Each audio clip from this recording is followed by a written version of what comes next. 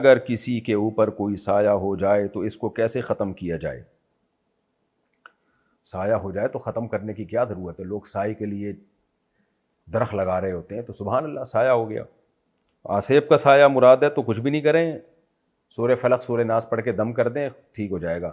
عامل کے پاس مت جائیں، کیونکہ اگر جن بھگانے کے لیے کسی عامل کے پاس چلے گئے وقتی طور پر فائدہ ہوگا، اس کے بعد جن چڑیل بھوتوں کا قیامت تک کے لیے بلکہ نسلوں میں جو ہے یہ سلسلہ ہمیشہ کے لیے جاری ہو جائے گا۔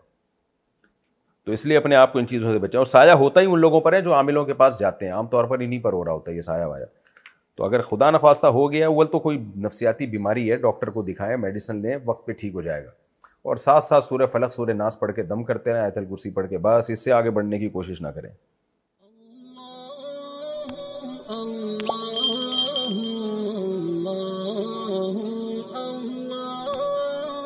اللہ